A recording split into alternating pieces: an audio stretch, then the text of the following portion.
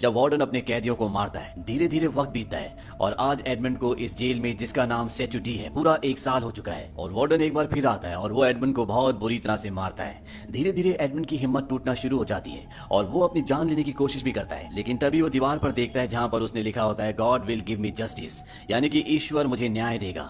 और वो ऐसा करने से रुक जाता है। लेकिन जैसे जैसे समय का पहिया घूमता है उसका ईश्वर के ऊपर से विश्वास उठना शुरू हो जाता है। आज उसे इस कैद खाने में पूरे 4 साल हो चुके हैं और एक दिन जब वो अपने कैद खाने में पूरी तरह से बदहवास होता है तभी उसे लगता है कि जमीन के अंदर से कोई निकल रहा है और यहाँ से एक आदमी बाहर निकलता है। वो एडमंड को बताता है कि उसका नाम फिरिया है। उसे लगा था कि वो बाहर की तरफ सुरंग खोद रहा है। वो कहता है कि मैं यहाँ पर इस जेल में 11 सालों से हूँ और पिछले 5 सालों से मैं सुरंग खोद रहा हूँ। इसके बाद वो एडमंड को कहता है कि मैं तुम्हारे कंधों पर खड़ा होना चाहता हूँ और वो उसके कंधों पर खड़ा होकर खिड़की से बाहर देखता है। वो आसमान को देखता है। इससे उसे बहुत खुशी होती है। वो एडमंड को कहता है कि आज 11 सालों के बाद मैंने आसमान देखा है। और अब वो एडमंड को जिस सुरंग से खुद आया था उसी सुरंग से अपनी सेल में ले जाता है और एडमंड को कहता है कि मैंने गलत दिशा में सुरंग खोदी, लेकिन अब मुझे पता है कि सही दिशा किस तरफ है और हम दो भी हैं, हम दोनों मिलकर सुरंग खोदेंगे और 8 सालों में हम बाहर जाने का रास्ता निकाल लेंगे। यानी कि इन्हें सुरंग खोदने में पूरे 8 साल लगेंगे और एडमंड को ऑलरेडी यहाँ पर 7 साल हो चुके हैं। एडमंड उसकी बात पर हंसता है। फेरिया से कहता है कि अगर तुम मेरी मदद करोगे तो बदले में मैं तुम्हें एक बेशकीमती चीज दूंगा। जो भी मैंने जिंदगी में सीखा है, साइंस, फिलोसफी, इकोनॉमिक्स, मैथमेटिक्स, वो सब कुछ मैं तुम्हें सिखाऊंगा।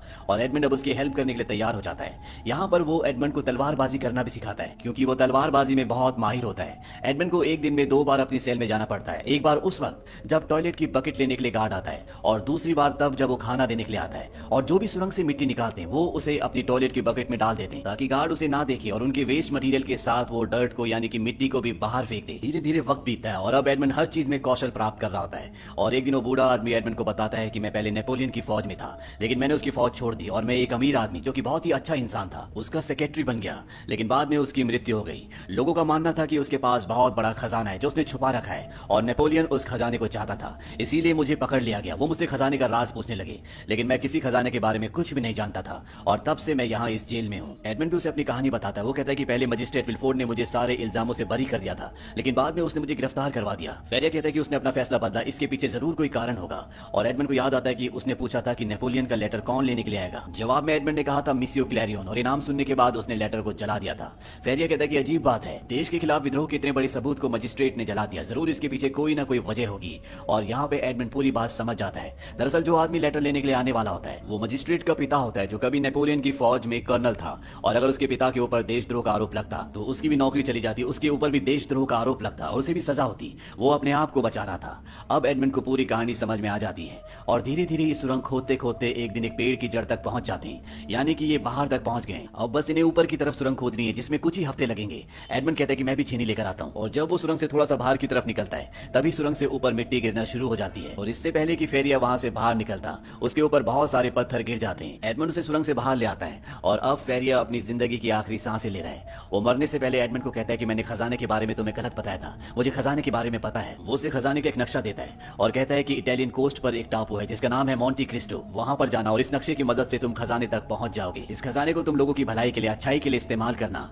एडमंड कहता है कि अब मैं यहाँ से कभी नहीं निकल सकता, सुरंग पूरी तरह से बंद हो चुकी है। फेरिया कहता है कि कोशिश करते रहना। और इसके बाद उसकी मृत्यु हो जाती है और तभी यहाँ पर गार्ड्स भी आ जाते हैं और गार्ड्स को पता चल जाता है कि फेरिया की मृत्यु हो चुकी है। वो अंदर आते हैं और उस वक्त एडमंड उसी सेल में पत्थर के नीचे जहाँ पर वो सुरंग खोदते थे वहां पर छुपा होता है। सेल के अंदर गार्ड्स फेरिया की बॉडी को एक कवर के अंदर लपेट कर वार्डन को बुलाने के लिए चले जाते हैं। वार्डन यहाँ पर आता है और वो फेरिया की बॉडी को उठाकर यहाँ से ले जाते हैं। दरअसल यहाँ पर मरने वालों की बॉडी को जंजीरों में बांधकर लोहे के साथ ताला लगाकर समंदर में फेंक दिया जाता है। गार्ड्स कहते हैं कि 3 की गिनती में हम इसे समंदर में फेंकेंगे और जैसे ही वो 3 बोलने वाले होते हैं उस कवर के अंदर से एक हाथ निकलता है, क्योंकि उसके अंदर फेरिया नहीं बल्कि एडमंड होता है। एडमंड ने फेरिया की बॉडी अपनी सेल के अंदर रख दी होती है और खुद इस कवर के अंदर आ गया होता है और एडमंड हाथ निकालकर वार्डन के पास जो चाबी होती है उसे खींच लेता है। वार्डन भी समंदर में गिर जाता है। एडमंड अपने ताले खोलकर जंजीरें खोलकर ऊपर आ जाता है और इससे पहले कि वार्डन यहाँ से भागता, जो उस पर बहुत जुल्म करता था, वो उसे यहीं समंदर में मार देता है और खुद यहाँ से तैरता हुआ एक दूसरे टापू पर पहुंच जाता है। वहां पहुंचकर वो बहुत खुश होता है क्योंकि आज कई सालों के बाद उसने पहली बार आजादी की सांस ली है।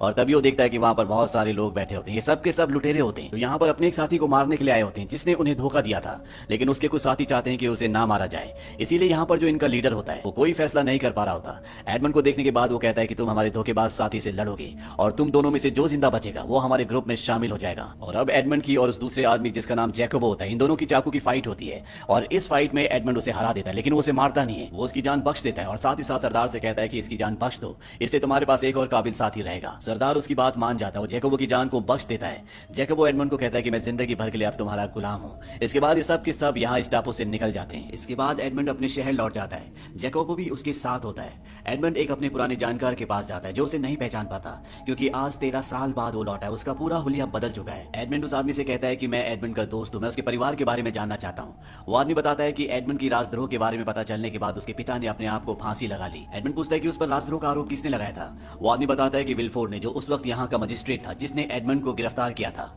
इसके बाद उसका प्रमोशन हो गया, वो चीफ प्रोसिक्यूटर बन गया और पेरिस चला गया। दरअसल उन दिनों उसके पिता की किसी ने हत्या कर दी थी। यहाँ पर एडमंड को यह भी पता चलता है कि जो उसकी गर्लफ्रेंड थी जिसका नाम मर्सिडीज है, उसने एडमंड की मृत्यु की खबर सुनते ही मोंडेगो से शादी कर ली थी। मोंडेगो एडमंड का वही पुराना दोस्त है जिसने उसे धोखा दिया था, जिसकी वजह से उसे जेल हुई थी। और अब मोंडेगो अपनी पत्नी मर्सिडीज के साथ पेरिस में रहता है। ये सारी बातें सुनने के बाद एडमंड पूरी तरह से टूट जाता है और वो अब इन सब से बदला लेना चाहता है। सबसे पहले एडमंड अपने साथी जैकोबो के साथ मोंटी क्रिस्टो टापू पर जाता है और वो वहां पर खजाना ढूंढता है। उसे खजाना मिल जाता है जो पानी के अंदर होता है। यहाँ पर सोने से भरे हुए इतने बड़े बड़े बक्से होते हैं कि जिन्हें ये एक बार में नाव में यहाँ से नहीं ले जा पाते। लेकिन जितना भी सोना ये यहाँ से ले जाते हैं, ये चाहकर भी उसे खर्च नहीं कर सकते। ये सबसे पहले पेरिस जाते हैं और वहां पर एक बहुत बड़ा महल खरीद लेते हैं। और अब एडमंड अपना नाम बदल लेता है। वो अपना नाम रखता है काउंट ऑफ मोंटी क्रिस्टो। और सबसे पहले वो ये पता लगाता है कि मोंडेगो की कमजोरी क्या है। उसे पता चलता है कि उसने बैंक से लोन लिया है। वो अपने आदमी को कहता है कि उस बैंक को खरीद लो और साथ ही साथ वो जितनी भी शिपिंग कंपनीज के साथ डील करता है, काम करता है, उन सब कंपनीज को मना कर दो कि कोई भी उसके साथ काम ना करे। लेकिन अभी भी वो मौका ढूंढ रहा होता है जिससे वो मोंडेगो के करीब जा सके। मोंडेगो और मर्सिडीज का एक बेटा होता है जिसका नाम एल्बर्ट है। एडमंड अपने आदमियों से उसे किडनैप करवा लेता है और खुद उसकी जान बचाता है ताकि वो उसके परिवार के करीब पहुंच सके। और उसकी ये चाल, ये प्लानिंग पूरी तरह से कामयाब रहती है। एल्बर्ट एडमंड उर्फ मोंटी क्रिस्टो को अपने घर दावत पर बुलाता है और अपने पिता मोंडेगो से इंट्रोड्यूस कराता है। मोंडेगो उसे पहचान नहीं पाता क्योंकि उसका हुलिया पूरी तरह से बदल चुका है और साथ ही साथ वो इतना अमीर है, इतना रॉयल है। मोंडेगो कभी सपने में भी नहीं सोच सकता कि ये उसका वही पुराना दोस्त है जिसका नाम एडमंड है। इसके बाद एडमंड यहाँ पर मर्सिडीज से भी मिलता है और जब वो उसके साथ डांस करता है तो मर्सिडीज को भी कुछ जाना पहचाना एहसास होता है, पर वो उसे नहीं पहचान पाती क्योंकि उनके मुताबिक अब एडमंड मर चुका है। लेकिन इसी पार्टी में जब एडमंड अपनी उंगली से अपने बालों को घुमा रहा होता है तो मर्सिडीज ये देख लेती है। दरअसल एडमंड की ये पुरानी आदत होती है और वो पहचान जाती है कि ये एडमंड है। और जब एडमंड घर जा रहा होता है तो वो उसकी बग्गी में पहले से बैठी होती है। वो उसे कहती है मैंने तुम्हें पहचान लिया है। लेकिन एडमंड उसकी बात को एक्सेप्ट नहीं करता। वो कहता है कि जिसके बारे में आप बात कर रही हो वो इंसान मर चुका है। मर्सिडीज कहती है मुझे पता है कि तुम वही हो। उसे बताती है कि मुझे मजिस्ट्रेट विलफोर्ड ने बताया था कि तुम्हें फांसी हो चुकी है और इसके बाद मुझे मोंडेगो से शादी करनी पड़ी क्योंकि मेरी मजबूरी थी। लेकिन वो उसकी बात नहीं सुनता और उसे बग्गी से उतार देता है। यहाँ पर एडमंड ने एक और प्लान बनाया होता है। वो मोंडेगो और विलफोर्ड जो कि मजिस्ट्रेट था उसे यकीन दिला देता है कि उसे खजाना मिल चुका है और उसका एक शिपमेंट आ रहा है जिसे पास करवाने के लिए उसे विलफोर्ड की जरूरत है। विलफोर्ड मोंडेगो से कहता है कि हम किसी भी तरह से उस शिपमेंट को हासिल कर सकते हैं और सारा सोना हमारा हो जाएगा। मोंडेगो कहता है कि मैं अपने पुराने दोस्त को जानता हूं जो हमारी इसमें मदद करेगा। और जब पोर्ट पर एडमंड का शिपमेंट आता है तो मोंडेगो का वही पुराना दोस्त जिसे एडमंड भी जानता है। दरअसल आज से कई साल पहले एडमंड को इसी के बदले शिप का कैप्टन बनाया गया था, जिस वजह से जेलस हो गया था और इसने एडमंड को फंसाने में मोंडेगो का पूरा पूरा साथ दिया था। और जब भी यहाँ पोर्ट पर उसका खजाना चुरा रहे होते हैं तभी यहाँ पर एडमंड आ जाता है। उसके साथ पुलिस भी होती है और इस आदमी को अरेस्ट कर लिया जाता है। इसके बाद एडमंड सीधा मजिस्ट्रेट विलफोर्ड के पास जाता है जो स्पा रूम में होता है और उसे एडमंड कहता है कि तुमने आज से कई साल पहले मर्सिडीज को झूठ क्यों बोला कि मुझे फांसी हो गई। विलफोर्ड को कुछ भी समझ में नहीं आता। एडमंड उसे कहता है कि तुमने ऐसा इसलिए किया था कि मोंडेगो की और मर्सिडीज की शादी हो जाए। तुम दोनों ने एक सौदा किया था। तुम अपने पिता से परेशान थे क्योंकि वो नेपोलियन के वफादार थे, वो उनका साथ देना चाहते थे और तुम्हें इस बात का डर था, इसीलिए तुमने मोंडेगो को अपने पिता को मारने के लिए कहा और उसने तुम्हारे पिता का कत्ल कर दिया। विलफोर्ड कहता है कि सच है लेकिन तुम कभी इसे साबित नहीं कर पाओगे और ना ही मोंडेगो कभी इस बात को एक्सेप्ट करेगा। एडमंड कहता है कि हाँ वो तो नहीं करेगा लेकिन तुमने कर लिया। और तभी धुएं के पीछे से पुलिस आती है और वो विलफोर्ड को उसके पिता की हत्या की साजिश में गिरफ्तार कर लेती है। वहीं अब मोंडेगो इस शहर से भागना चाहता है क्योंकि उसके ऊपर कर्जा है, उसके ऊपर धोखेधड़ी के कई सारे मामले हैं और साथ ही साथ अब उसके ऊपर खून का भी इल्जाम है। और वो मर्सिडीज को भी अपने साथ चलने के लिए कहता है। मर्सिडीज कहती है कि नहीं मैं तुम्हारे साथ नहीं आऊंगी। वो कहता है ठीक है तुम मत आओ, मैं और मेरा बेटा यहाँ से चले जाएंगे। मर्सिडीज कहती है कि वो तुम्हारा बेटा नहीं है, वो एडमंड का बेटा है और एक यही कारण था कि एडमंड की मौत की खबर के बाद मैं तुमसे शादी करने के लिए तैयार हो गई। इस बात से उसे बहुत गुस्सा आता है और वो यहाँ से निकल जाता है। वो सीधा उस जगह जाता है जहाँ पर इन्होंने एडमंड का खजाना चोरी करके छुपाया है। लेकिन जब वो बक्से खोलता है तो उसके अंदर मिट्टी के अलावा कुछ भी नहीं होता और अब एडमंड यहाँ पर आ जाता है। वो अपने असली रूप में आता है। मोंडेगो कहता है तो तुम जिंदा हो। वो तलवार से उस पर हमला करता है लेकिन अब एडमंड उससे भी बहुत बेहतरीन बेहतरीन तलवारबाज है और एक ही झटके में उसे धराशायी कर देता है। लेकिन इससे पहले कि वो वहां पर आता, मॉन्टेगो का बेटा एल्बर्ट यहाँ पर आ जाता है और वो एडमंड के ऊपर हमला कर देता है। और एडमंड जब उसे मारने वाला होता है कि वहां पर मर्सिडीज आ जाती है और वो उसे बताती है कि तुम्हारे पिता मॉन्टेगो नहीं बल्कि एडमंड है। ये बात सुनकर एडमंड भी हैरान हो जाता है, लेकिन वो खुश भी होता है क्योंकि उसे मर्सिडीज और उसका बेटा वापस मिल गए। और तभी यहाँ पर मॉन्टेगो गन निकाल लेता है और जैसे ही वो एडमंड पर गोली चलाने वाला होता है, एडमंड का साथी उस पर चाकू से वार करता है जिससे उसका निशाना चूक जाता है और मर्सिडीज के कंधे पर गोली लग जाती है। मॉन्टेगो यहाँ से भाग जाता है क्योंकि गन में एक ही गोली होती है। एडमंड उसका पीछा करता है। इन दोनों के बीच में तलवारबाजी होती है और एडमंड मॉन्टेगो का खात्मा कर देता है। और अंत में ये दिखाया जाता है कि एडमंड उस जेल को, जिसका नाम चैटुडी है, जहां पर उसने 13 साल बिताए थे, उस पूरी जगह को खरीद लेता है ताकि किसी के ऊपर दोबारा से उस तरह से जुल्म ना हो जिस तरह से उसके ऊपर हुए थे। और वो कसम खाता है कि वो अब अपनी ताकत अपनी जिंदगी को सच्चाई और भलाई के रास्ते पर लगाएगा, जैसा कि उसे जेल में फेरिया ने मरते वक्त कहा था, जिसने उसे खजाने का नक्शा दिया था।